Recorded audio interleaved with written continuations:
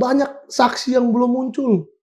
Belum muncul di permukaan di media-media, tapi saksi-saksi ini memegang data-data kunci. Ini data ini. Inilah data yang akan menjadi kunci di persidangan nanti, dan data ini saya peroleh secara sah. Resmi dari partai pengusungnya Pak Jokowi. Dari partai pengusungnya Pak Jokowi. Ini perbandingan ijazah dari KPU Solo dan DKI dan RI untuk proses pilkada dan pilpres. Nah, ini 4. Tetapi ijazah UGM yang saya dapatkan dari PDI Perjuangan, yaitu ini, berbeda dengan 4 itu. Dari data dan informasi yang Bro Michael miliki, apa yang akan memberatkan Pak Jokowi dalam persidangan nanti? Kalau kita mengingat lagi sidang CLS di Solo, Citizen Lawsuit, ada 2 orang yang mengaku teman KKN-nya Pak Jokowi. Ditunjukkanlah foto yang berkumis itu. Apakah ini Anda kenal? Tidak kenal, katanya. Paling gila lagi, Bang. Ada seseorang dari tim sukses Joko Widodo Ahok. Pilgub DKI 2012. Yang mengaku ke saya, Bang, waktu saya terima ini berkas ini, kok fotonya nggak sama ya dengan orang yang ada di depan saya, katanya. ketika mendaftar.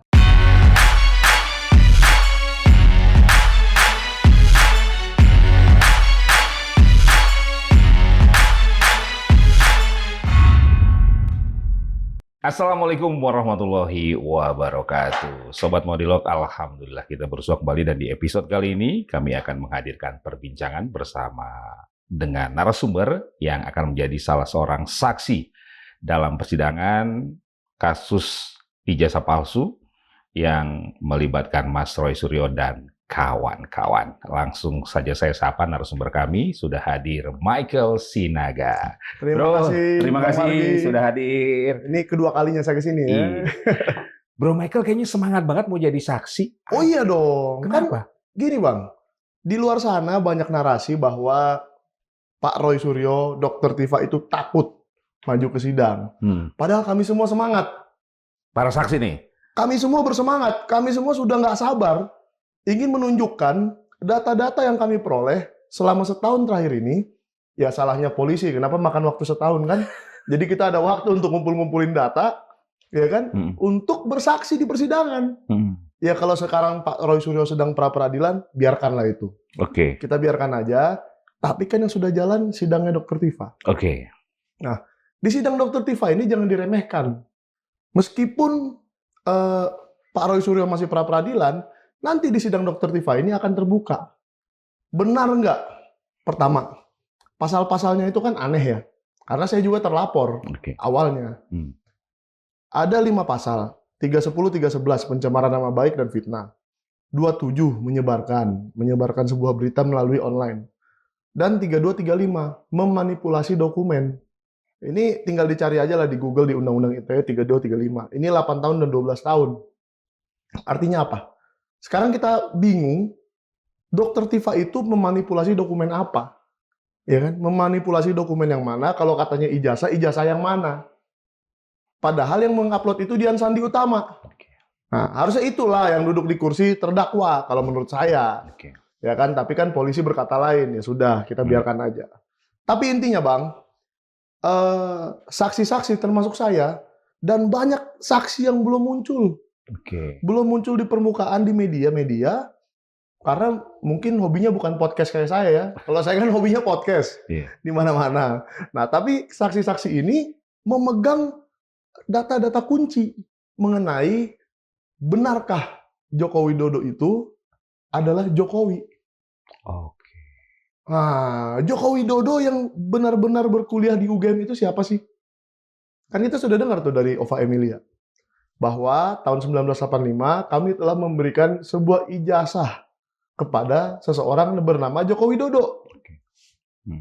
Joko Widodo itu, sekarang saya tanya Bang, kalau Margi Sarif mungkin saya susah nyarinya ya. Tapi Michael Sinaga sendiri, kalau kita cari di PD Dikti, Pangkalan Data Pendidikan Tinggi, itu lebih dari 100. Ada yang dokter, ada yang pengacara, ya dan lain-lain. Ya kan? Bahkan Joko Widodo, kemarin saya sempat cari, ada sarjana manajemen ternak. Ini bukan karena ternak Iya. itu ya, tapi kan jadi lucu juga. Jadi Joko Widodo itu dan Michael Sinaga itu nama yang sangat pasaran. Dan kalau kita mau mencari ijazah bernama Joko Widodo, ada ratusan bahkan ribuan mungkin kalau nama Joko Widodo. Nah sekarang kan intinya kita harus membuktikan ijazah yang beredar selama ini, yang kata UGM ini, yang kata Dian Sandi ini, saya tunjukkan aslinya, kan itu kata-kata dia. Iya. Hanya Dian Sandi Utama yang pernah mengatakan ijazah ini asli. Ijazah yang gambarnya itu loh. Yang diposting itu.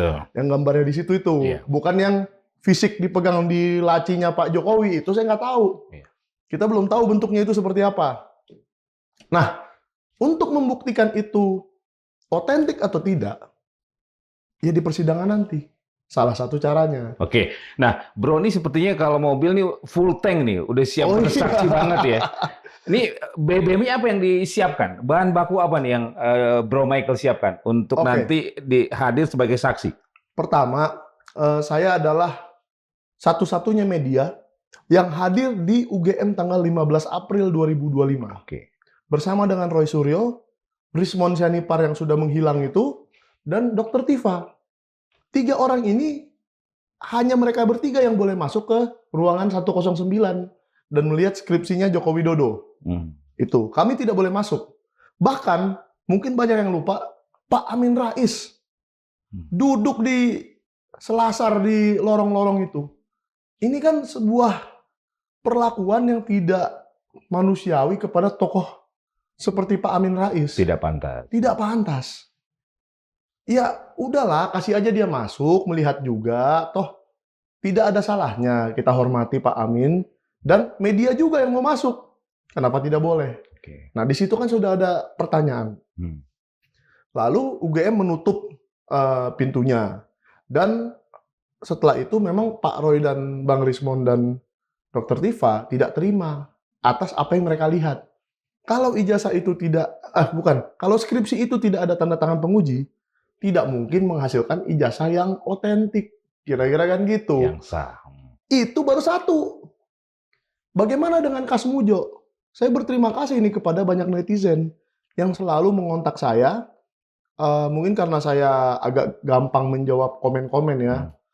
Jadi memberikan saya alamat rumah Kasmujo, memberikan saya tentang Desa Ketoyan, di mana Jokowi katanya KKN, dan lain-lain. Termasuk kepada PDI Perjuangan. Oke. Nah, ini data ini. Oke. Inilah data yang akan menjadi kunci di persidangan nanti. Dan data ini saya peroleh secara sah. Resmi. Dari partai pengusungnya Pak Jokowi. Dari partai pengusungnya Pak Jokowi. Gitu loh. Ini saya minta karena suatu hari ya kita merasa yang dilakukan Pak Bonatua Silalahi itu sudah tepat sasaran. Dia mencari data ke KPU, ke Bawaslu, ke KPU dan ke ANRI, Arsip Nasional, bukan ke Bawaslu. Dan saya merasa kok ada yang kurang ya. Kenapa nggak kita tanyain ke partai pengusungnya? Ternyata ada. Oke. Tapi yang ada hanya 2014. Mungkin sebelum itu arsipnya masih agak-agak kurang rapi lah mereka menyimpannya. Nah, Bro, data yang didapatkan dari PDI Perjuangan, ini boleh di-spill nggak? Oh boleh. Jadi apa contohnya yang tadi Bro Michael bilang ini bisa menjadi bahan yang menguatkan? Ini kan sebenarnya ini dari Pak Bonatua Silalahi nih. Sebenarnya ini arsipnya Pak Roy tapi ketinggalan di rumah saya. Nggak apa-apa lah. Oke. Nah, jadi ini perbandingan ijazah dari KPU, Solo, dan DKI, dan RI. Oh, untuk proses pilkada? Untuk proses pilkada dan pilpres. Oke. Nah, ini 4. Tetapi ijazah UGM yang saya dapatkan dari PDI Perjuangan, yaitu ini, berbeda dengan 4 itu. Oke. Ya kan? Nah, ini yang harus kita pertanyakan nanti pas persidangan, kok ini beda sendiri? Ini digunakan untuk pilkada mana? Ini digunakan untuk Pilpres 2014. Oh, untuk Pilpres? Pilpres 2014. Jadi kan seharusnya ya Bang, setahu saya sebagai yang pernah nyalek, kita itu ngasih data ke partai hanya 1 rangkap. kita seorang calon tidak akan pernah memberikan data ke KPU. Itu urusan partai. Oke. Saya berikan ke partai, partai proses lah. Apalagi cuman wali kota. Ada 580 wali kota nih tiap tahun. Dan bupati ya, selevel itu. Kali 2, bupati sama wakil. Berarti ada 1.200 data lah kira-kira yang mesti dia kirim. Oke. Dan itu satu orang bisa tebel berkasnya. Oke. SKCK dan lain-lain. Masuk akal nggak kalau mereka keselip 1 atau 2 ijazah? Masuk akal bagi saya. Tapi kalau presiden, kan cuma 1. Apalagi ini presidennya gitu loh. Oke. Jadi Karena ini partai hanya mengusung satu hanya pasangan. 1. Kalau bupati wali kota, it's okay. Kita maafkan. Kalau presiden, wah ini Oke. luar biasa. Dan yang paling gila lagi, Bang, sudah ada seseorang dari tim sukses Joko Widodo Ahok 2012. Kan itu tuh Jokowi Ahok tuh, Pilgub DKI. Pilgub DKI 2012. Yang mengaku ke saya, Bang, waktu saya terima ini berkas ini, kok fotonya nggak sama ya dengan orang yang ada di depan saya katanya. Ketika mendaftar. Iya, kan katakanlah abang ini Pak Jokowi datang ke partai, abang membawa berkas ini dong, saya lihat dong. Nah, saya kan petugas penerimaan dokumen saja di partai. Iya. Terus saya lihat fotonya, loh kok nggak mirip? Nah, di situ ada kecurigaan. Tetapi memang menurut teman saya ini yang tidak usah disebutkan namanya kecuali nanti di pengadilan, memang hari itu ada situasi khusus, kondisi khusus, di mana ada 6 calon, ini silakan diverifikasi oleh pengurus PDI Perjuangan 2012 ya di Jakarta, ada 6 calon, termasuk Faisal Basri almarhum, Rano Karno, dan lain-lain, dan yang 5 mengundurkan diri. Ya. Sisanya Joko Widodo, 1 orang. Kalau ini juga nggak lolos, kalau kita nggak terima, kita nggak usung, ya nganggur. Oke. Partai PDI Perjuangan yang besar itu nganggur Nggak punya di calon. Pilgub DKI Jakarta. Nggak mungkin dong. Ya, oke. Jadi dimajukanlah. Kalaupun ada berkasnya yang dianggap aneh karena fotonya berbeda, Oke. dianggaplah waktu itu sesuatu yang wajar-wajar saja. Ya. Gitu kan? Oke. Nah, tapi kita bukan mau ngomongin itu. Kalaupun nanti majelis hakim memerlukan keterangan dari mereka, saya yakin mereka datang kok. Orang-orang yang pernah memeriksa dokumen-dokumen ini di PDI Perjuangan dan di KPU, apalagi di KPU, mereka harusnya jadi saksi. Oke. Nah, Bro, Gitu. dari proses Pilkada Surakarta, Pilgub DKI, termasuk Pilpres untuk 2014 dan 2019, itu kabarnya ada berkas yang tidak dalam penguasaan PDI Perjuangan ya? Oh, banyak. Justru banyak. Oke. Ya, kita nggak mau berandai-andai ya. Tapi kan saya, kalau asumsi saya, kantor partai itu kan berpindah-pindah dan ketuanya berganti-ganti. Mungkin di antara 2005 sampai 2026 ini pengurus PDI Perjuangan yang di Solo atau yang di Jakarta dari 2012 mungkin ya sudah berganti-ganti dan penyimpanannya jadi harus mencarinya makan waktu kan gitu. Oke. Kebetulan yang di pusat belum terlalu lama ketemu. Yang begitu. Bro Michael dapatkan untuk Pilpres 2014. Pilpres 2014. Tapi menurut saya ini saja sudah cukup. Oke. Karena sudah membuktikan kecurigaan kita, gitu loh. Bahwa Joko Widodo, Pak Jokowi, memang memberikan data ini. Memang ijazah ini yang diberikan ke PDI Perjuangan, gitu loh. Jadi nggak ada keraguan lagi bahwa tugas kita hari ini hanyalah memastikan bahwa itu foto itu tuh yang berkumis dan berkacamata itu adalah Pak Jokowi. Oke. Ya. Dari data dan informasi yang Bro Michael miliki, apa yang akan memberatkan Pak Jokowi dalam persidangan nanti? Oke, 1. Fakta persidangan itu adalah sebuah sesuatu yang mengikat ya. Dan kita tidak boleh berbohong di persidangan. Waktu itu, kalau kita mengingat lagi sidang CLS di Solo, Citizen Lawsuit, ada 2 orang yang mengaku teman KKN-nya Pak Jokowi. Ditunjukkanlah foto yang berkumis itu. Apakah ini Anda kenal? Tidak kenal katanya. Padahal kan harusnya mereka mengenal mukanya dia itu dengan bentuk seperti itu sewaktu masih muda. Iya kan? Saya nggak tahu mereka ini muncul dari mana, tiba-tiba muncul dan bersaksi. Ya sudah, nggak apa-apa. Kita terima bahwa ini kesaksian yang benar. Nah, nanti kita lihat apakah orang-orang yang didatangkan mampu membuktikan foto ini. Bahwa ini adalah foto Joko Widodo. Oke. Karena kalau saya sudah berbicara dengan banyak dokter. Dokter gigi, dokter mata, dokter bagian anatomi, dan lain-lain. Hampir semuanya. Yang bisa menyatakan juga, aduh, saya nggak yakin gitu doang. Nggak yakin, nggak tahu, sisanya itu. Hampir semuanya mengatakan, muka yang di ijazah itu, di foto itu tuanya tidak mungkin menjadi seperti ini. Nah, Secara biologis. Secara biologis. Jarak antar matanya berbeda. Sekarang begini, kalau kita mau ekstrim nih, tengkorak Firaun aja yang kita gali di Mesir itu, tengkorak Firaun tuh, kita gali, kita ambil tengkoraknya, kita rekonstruksi mukanya, bisa jadi begini misalnya. Bisa jadi foto seakan-akan dia masih hidup. Ya kan? Cleopatra, King Henry, dan macam-macam. Kita kan mencari tokoh sejarah dengan cara begitu. Ya kan? Pemimpin-pemimpin masa lalu. Nah, sekarang, ini orangnya masih hidup nih. Itu lebih gampang lagi, Bang. Iya. Ya kan? Orang yang masih hidup dibandingkan dengan foto yang ada. Kita bandingkan dengan cara ilmiah, dengan ilmu kedokteran. Nah, yang saya takutkan, Pak Jokowi siap nggak? Siap nggak untuk menghadapi kesaksian dan ahli-ahli ini? Saksinya salah satu saya. Mungkin saya ini saksi yang paling gampang dihadapi ya. Karena palingan kesaksian saya itu data-data yang saya kumpulkan selama ini. Yang sangat terbatas. Tapi, kalau kesaksian yang lain-lain ini kan ingatan pribadi mereka. Ingatan masa lalu. Contoh saya tanya ke Abang. Abang lahir di mana sih?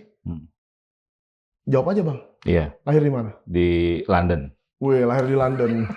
Di Jakarta. Jakarta. Ya. Itu kan menjawabnya dalam 1 detik. Iya. Nama ibu Anda siapa sih? Iya. Dijawab dalam 1 detik. Tanggal lahir ibu Anda pun saya rasa 1 detik langsung bisa jawab. Tapi kalau menjawabnya, dulu dosen pembimbing saya, ada jeda. Itu kan berarti berpikir atau mengingat yang dihafal. Dia dikasih nih 1 dokumen, nih. Ini ada 500 orang nih, nama 500 orang. Silakan Anda hafal ya, 1 minggu. Nanti kalau pertanyaannya ini, jawabannya ini ya. Latihan dulu. Ya, latihan soal dulu. Itu juga nggak apa-apa. Kita nggak masalah dia melakukan itu. Tapi apakah semua pertanyaan yang bisa ditanyakan, itu pertanyaan itu bisa ribuan loh. Dan nggak ditanyain semua sih. Ada ribuan macam pertanyaan. Misalnya, dulu Anda punya mata pelajaran statistik 1 tidak di Fakultas Kehutanan. Misalnya kan. Tapi kan mungkin saya nggak tahu ya soal kehutanan ya. Kalau di saya di ekonomi ada statistik. Itu menyangkut memori ya? Menyangkut memori. Dan kita pasti ingat. Proses yang dialami oleh yang bersangkutan. Kan dia ngalami sendiri. Ya kan? Lain kalau kita menanyakan tentang misalnya apa isi Pancasila 1, 2, 3, 4, 5. Mungkin itu hafalan. Karena bukan kita sendiri yang bikin. Tapi ini adalah ingatan pribadi, ini adalah pengalaman pribadi, harusnya langsung gampang dijawab. Bro Michael menyaksikan Pak Jokowi akan seperti itu? Saya sangat menyaksikan Pak Jokowi bisa menjawab itu dengan cepat. Karena dia saja lupa, ini ada 3 hal nih yang dia lupa. 1, dia lupa, pembimbing skripsinya bukan Kasmujo. Itu sudah dibantah Pak Kasmujo sendiri, saya punya videonya. Jadi Kasmujo itu datang nggak datang, sudah bersaksi di video saya. Jangan dibilang itu video Rismon ya, itu video saya. Itu 1. Kedua, Kepala Desa Ketoyan sudah bersaksi juga di video saya, KKN-nya tahun 83, 83, 83. Tahunnya Jokowi bilang 85. Loh ini yang benar mana? 83 apa 85? Gitu kan? Itu kedua. Yang ketiga, ini juga baru-baru nih netizen ngirimin saya video lagi, ya kan? Waktu dia di Istana Negara memperkenalkan Gibran Rakabuming Raka pertama kalinya, iya, umurmu berapa? 27 ya? 25. dia lupa umur anaknya sendiri. Ini fakta loh. Jangan dibilang saya menghina ya. Fakta, silakan dicari videonya. Gitu loh. Dan dia lupa, dia 2,5 tahun kerja di Aceh, kapan kerjanya, kapan ininya, dan kapan itu. Ya itu terserah lah. Itu sudah terlalu jauh sebenarnya. Cuma ini kan kita berfokus kepada 5 tahun di UGM. Ya. Ngapain dia 5 tahun di UGM? Bukan semata soal ijazah, Bukan. tapi Prosesnya. pendidikannya. Hati-hati loh Bang. Ijazah itu tidak hanya didapat dengan KKN dan skripsi. Selama 5 tahun itu, apa saja tugas-tugas yang dia sudah kerjakan. Dan itu saya sudah tahu dari alumni Fakultas Kehutanan 84 dan 86. Mungkin yang tahun 85 nggak ada yang mau bicara. Ya kan? Karena sudah memajang ijazah semua berbaris. Oke. Ini ya ijazah kami teman-teman Jokowi katanya. Ya, itu kan Ya. kita sebagai jurnalis juga dengan gampang sudah tahu itu sudah settingan, kan kira-kira gitu. Oke. Kemudian Bro, tadi yang menarik adalah sejumlah saksi ahli itu mereka sudah siap terkait proses biologis dari Pak Jokowi. Ya, analisa biologis membandingkan wajah yang ada di foto ijazah itu dengan orangnya yang asli. Dengan gitu loh. kondisi Pak Jokowi hari ini. Iya. Oh, mereka menyaksikan. Iya, menyaksikan. Giginya aja beda. Oke. Dan itulah analisanya Dr. Tifa. Jadi kita harus fair ya. Kepolisian ini kan membuat pasal 310, 311 yaitu pencemaran dan fitnah. Terus ada 32 dan 35 yaitu memanipulasi dokumen. Sekarang saya tanya ke Abang aja. Apakah menganalisa, wah ini mukanya Pak Habibie nih, ini mukanya Gus Dur, ini mukanya Bu Mega. Apakah itu memanipulasi dokumen? Kan tidak. Dokumen apa yang saya manipulasi? Saya hanya menilai foto yang ada di ijazah ini bukan foto dia. Oke. Dan para saksi itu mereka adalah orang-orang yang profesional. Oh iya, dokter di ilmu anatomi di masing-masing ya. Yang jelas kalau gigi kita tanya ke dokter gigi dong. Tinggal kita foto sebentar, 5 menit giginya Pak Jokowi kan di ronsen di apa. Ya menurut saya apakah itu berlebihan? Ya boleh dibilang berlebihan. Tetapi ini menurut saya adalah skandal terbesar yang pernah dialami negara kita di zaman reformasi. Yaitu seorang presiden ditanyain mulu ijazahnya. Saya kasihan juga sama Pak Jokowi. Baik. Tadi biar selesai gitu loh. Selain tadi anatomi gigi, apalagi secara biologis yang jarak antara mata. Nah, ini kan saya juga mendapat ilmunya dari dokter Tifa dan dokter-dokter lain ya. Nah, jarak antara mata itu tidak bisa dioperasi plastik, Bang. Nah, kalau seandainya mau pipi kita tirus, mungkin bisa. Tapi jarak antara mata, hidung mancung pesek, nah itu kan hidung kita ini jaraknya segini-segini aja gitu kan. Nah, itu nggak bisa. Dan yang paling parah memang gigi. Yang paling parah itu gigi. Dan mereka nanti akan siap bersaksi hadir untuk menjelaskan itu di hadapan majelis hakim. Di hadapan majelis hakim.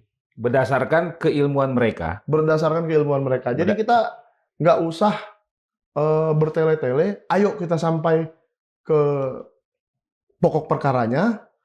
Dan saya undang Pak Jokowi untuk hadir. Karena gini Bang, berapa minggu ini ada isu bahwa Pak Jokowi mempermasalahkan keamanannya kalau hadir di sidang. Sekarang ini saya jawab. Kemarin di hari Kamis lalu, Andi Azwan, Bang Yakub Hasibuan, lalu Bang Firmanto, lawyer-lawyernya Pak Jokowi, hadir, duduk di sebelah saudara-saudaranya Dr. Tifa, keluarganya Dr. Tifa. Sampai hari ini masih aman mereka. Tidak lecet 1 senti pun gitu loh. Jadi kalau dibilang Pak Jokowi datang ke situ takut keamanannya terancam dan segala macam, saya rasa itu nonsens. Jadi tapi kan tim kuasa hukum menyatakan Pak Jokowi akan hadir. Akan hadir. Maka itu, kalaupun ada yang dia takutkan, dia harusnya takut akan pertanyaan, bukan takut akan keamanan, ya kan? Tapi kalau memang ijazahnya asli, dia benar-benar mengalami seluruh proses dari UGM itu, yang kita sudah punya datanya, dan dia betul-betul melegalisir ini ke UGM, karena itu juga dipertanyakan, benar nggak dia sendiri datang ke UGM melegalisir ke orang yang tepat dengan cara yang tepat.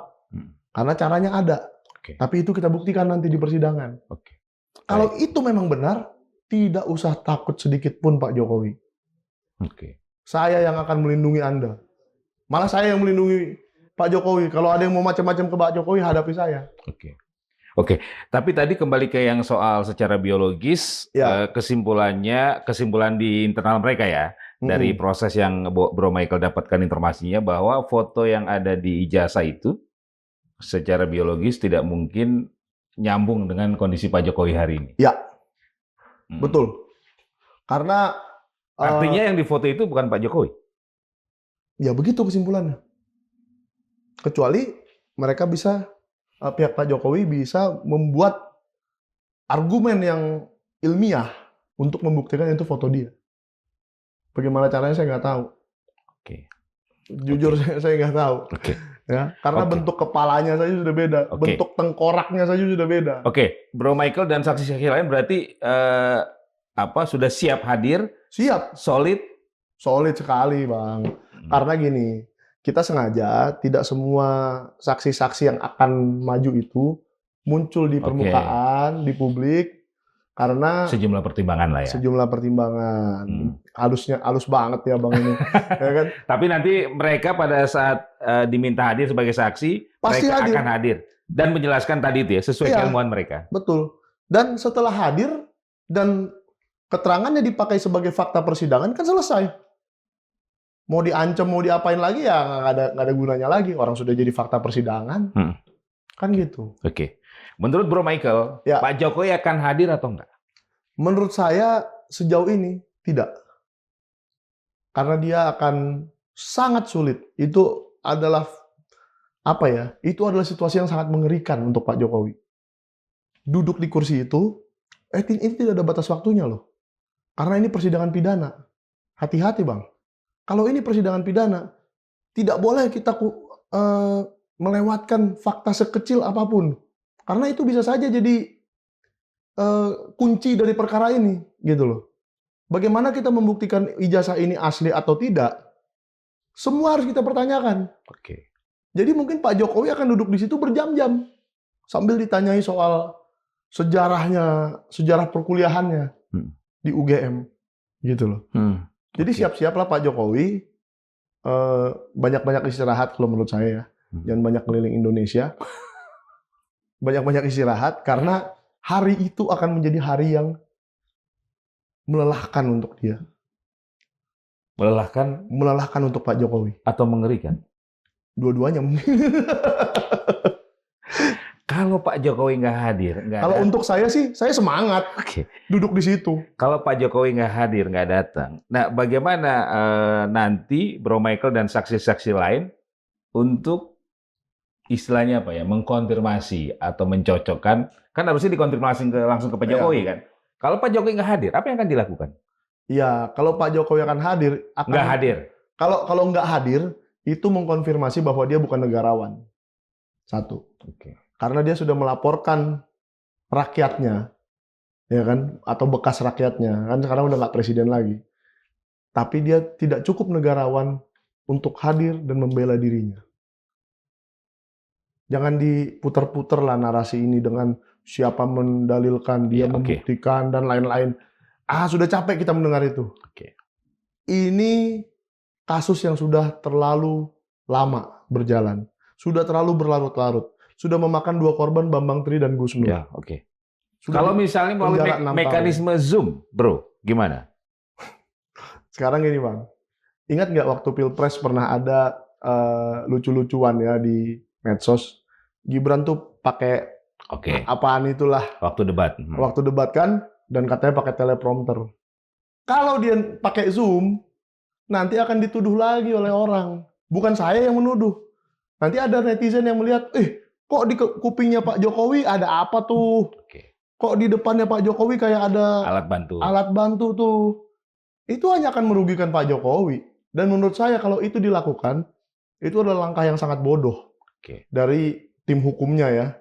Kalau datang langsung selesai, dia akan mengalami peristiwa itu Ya kan? Dia akan menghadapi sesuatu yang mengerikan, tapi hanya 1 hari, selesai.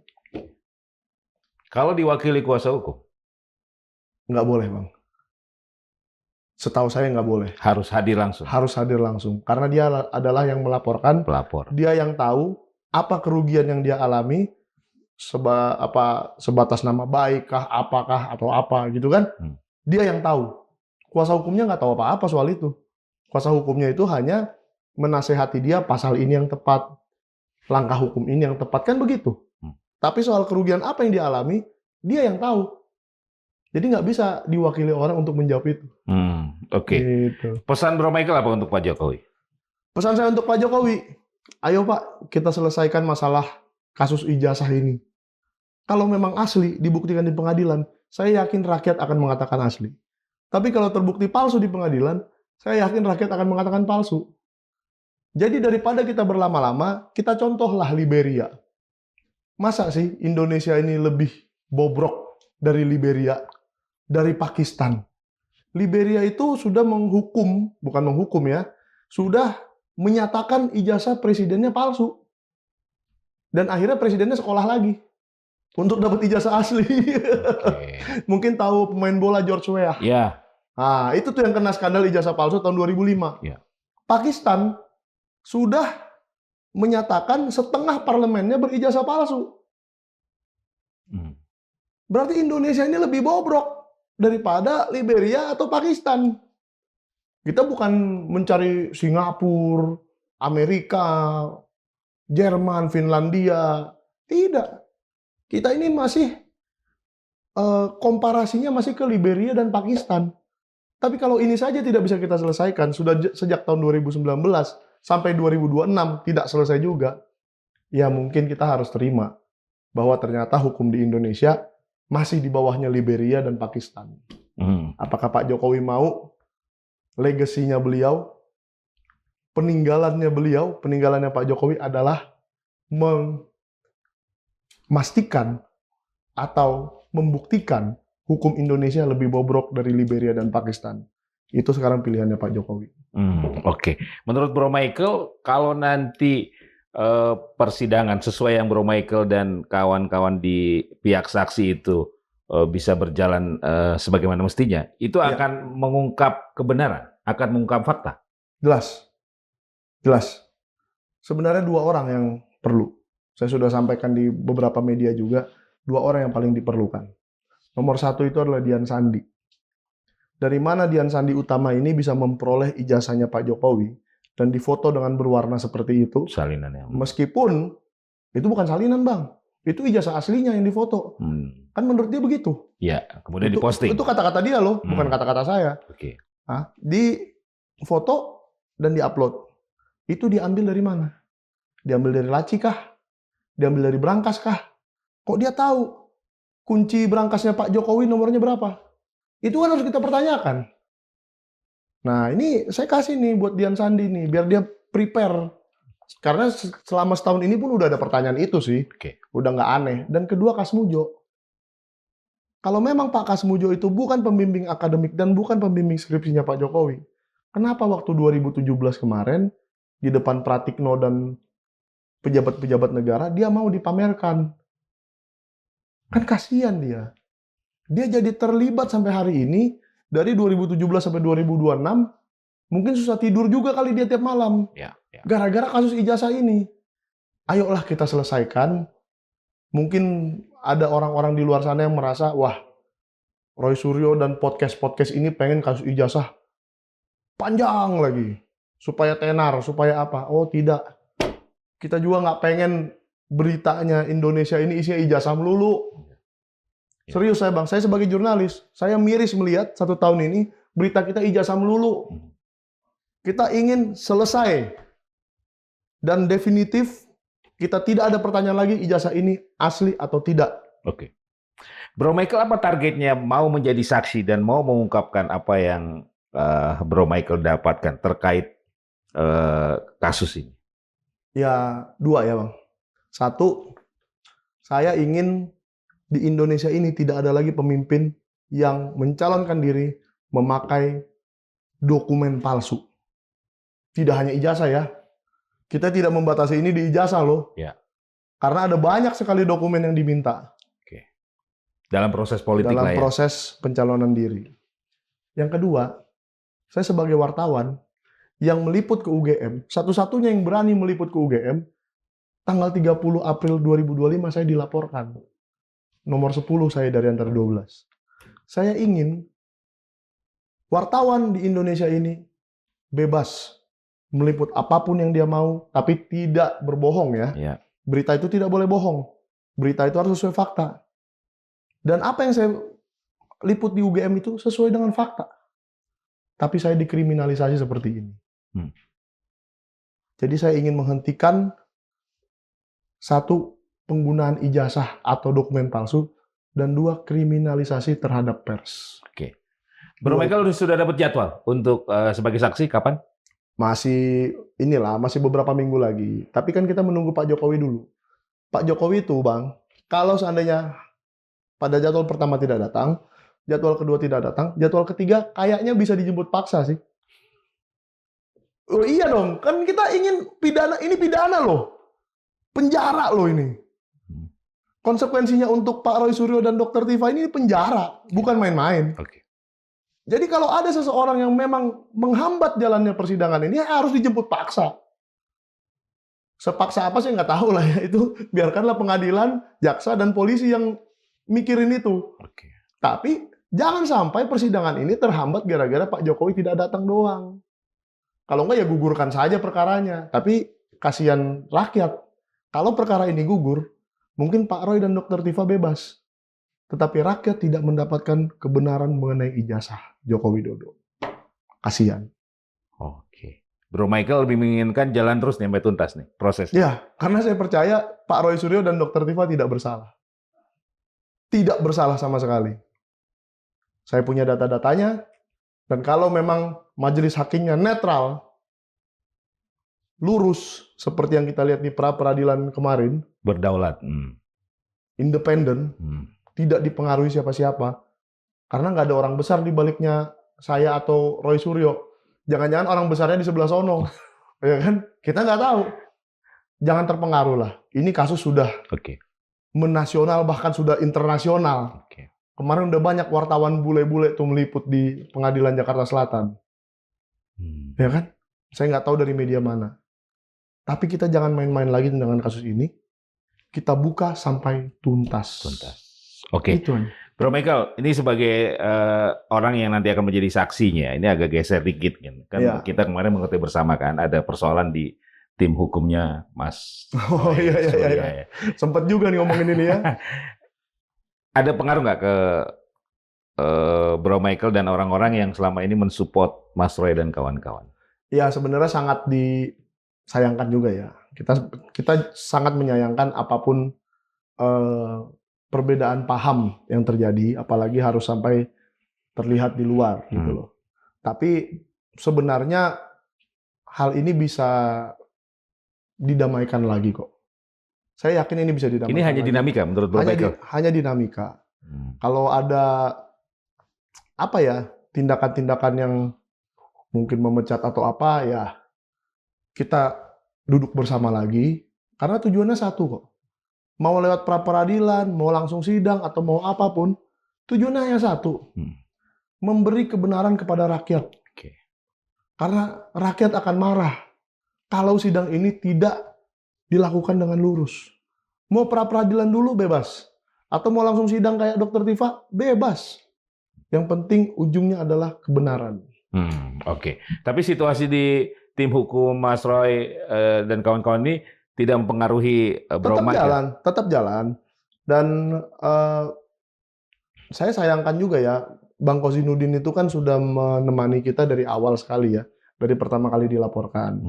Jadi saya sih pinginnya kita duduk bersama lagi ya, dan menyamakan persepsi aja. Ini sebatas itu aja kok.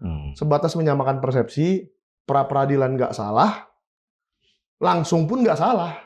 Itu hanya strategi. Jangan kita seperti yang sebelah sono tuh, yang menyalahkan, jangan pra-peradilan. Tadinya, pra-peradilan dong. Sekarang, jangan. Ini dinamika internal, tidak ada pengaruh eksternal? Nggak ada.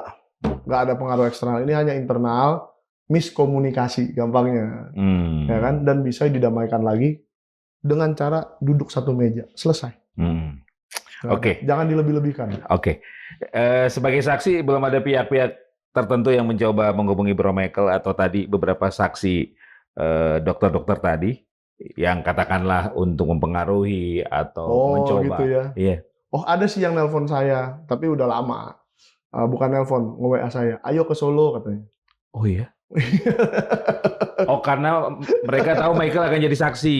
Ya mungkin, Dan punya saya nggak tahu. Pegang data juga itu ya. Iya, saya nggak tahu kenapa ada yang ngajak saya ke Solo, cuman ya begitulah keadaannya. Nggak usah saya sebut namanya lah. Tapi dia... Ring 1 Solo? Menurut saya sih nggak juga. Oh. Ring 2 atau ring 3 mungkin. Atau mengatasnamakan Solo jangan-jangan? Saya nggak tahu. Yang jelas dia sering muncul di TV-TV dan mewakili sebelah sana. Jadi nggak hanya tersangka dan terdakwa ya, saksi juga di lobi. Iya, mungkin karena saya terlapor, mungkin. Atau mungkin karena saya pegang data, seperti Abang bilang tadi. Iya, dan akan menjadi saksi. Iya. Saksi yang memberatkan Pak Jokowi. Yes, pasti dong. Pasti penemuan saya ini akan memberatkan Pak Jokowi. Atau kalau Pak Jokowi mau jujur, akan meringankan beban dia. Ini kita balik nih sedikit nih argumennya nih.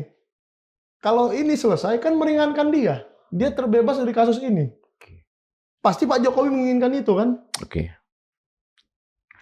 Diajak ke Solo mau ngapain? Nggak tahu saya.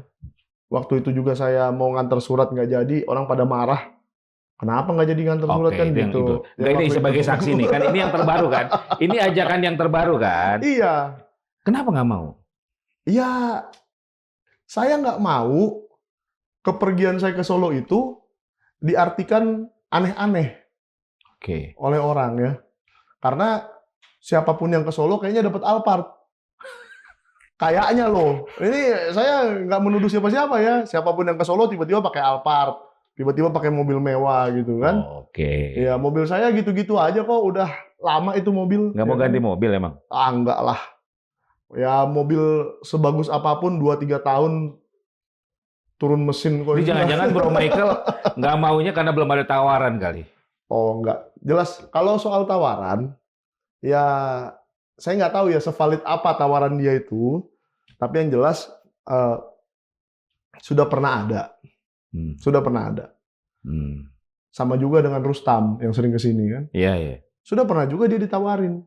Saya nggak tahu, mungkin nggak ada yang belum pernah ditawarin di antara 12 terlapor ini. Iya. Tapi menurut saya perjuangan soal kebebasan pers, kebebasan wartawan, dan menghentikan penggunaan dokumen palsu untuk menjadi pemimpin sebuah negara itu jauh lebih penting daripada uang sejumlah apapun.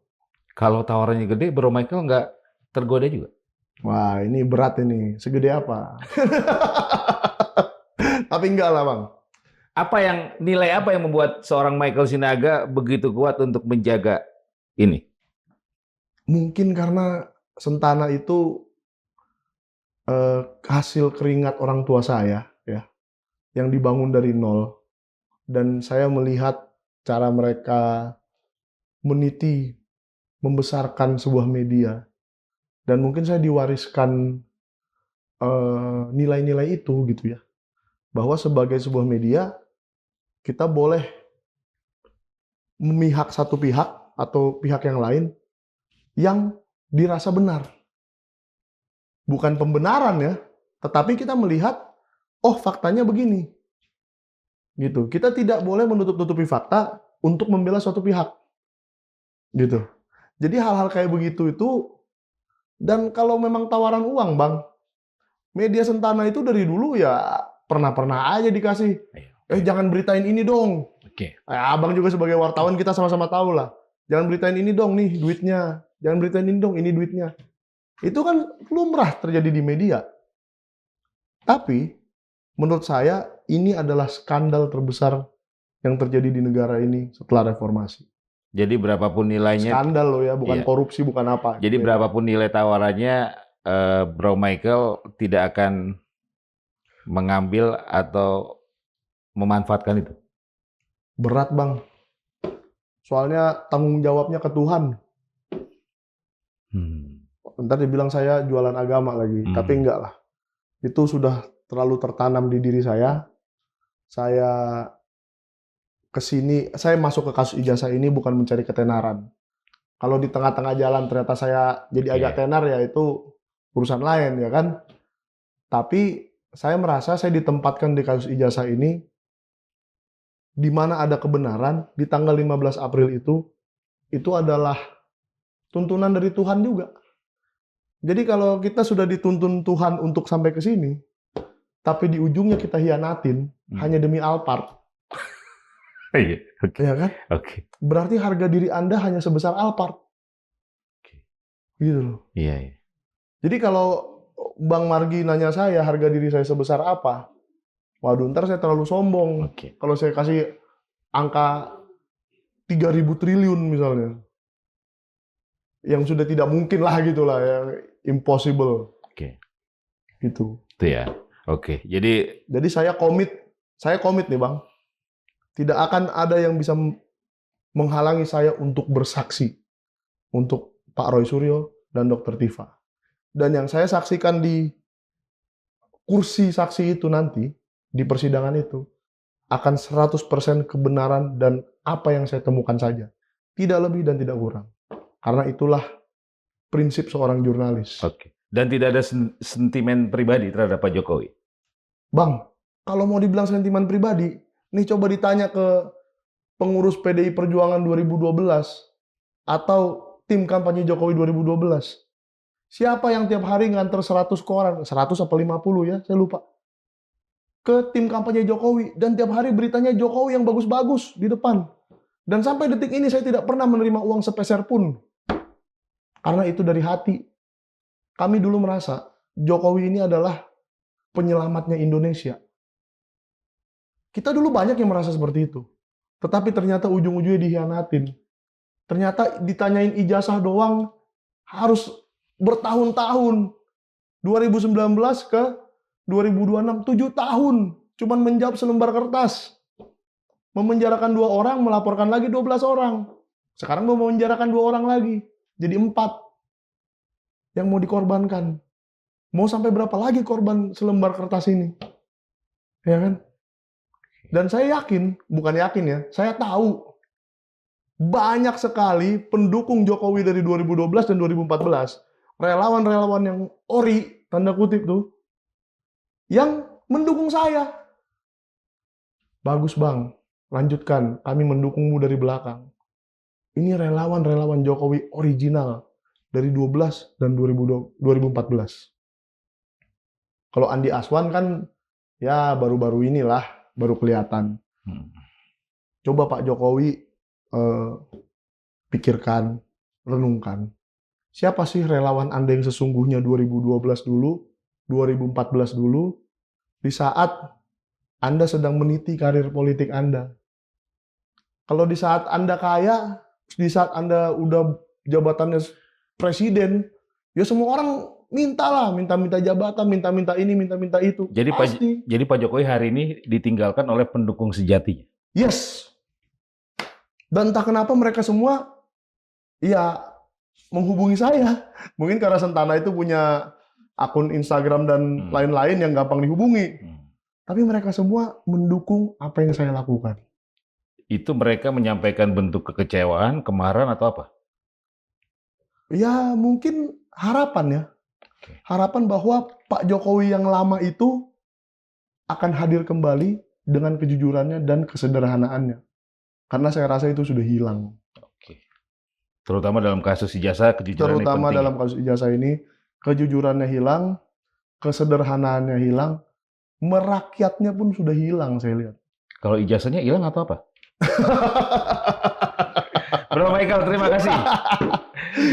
Sobat Madilog, demikian tadi perbincangan saya bersama Michael Sinaga, salah seorang yang akan menjadi saksi dalam persidangan kasus ijazah palsu dengan terdakwa Roy Suryo dan Dr. Tifa. Kita tunggu saja nanti apa yang diungkapkan oleh Bro Michael, dan tadi sudah spill juga ya, ada beberapa saksi lain yang juga akan menyampaikan kesaksiannya berdasarkan keilmuan yang mereka miliki. Semoga bermanfaat. Saya Margi Sari pamit. Wassalamualaikum warahmatullahi wabarakatuh.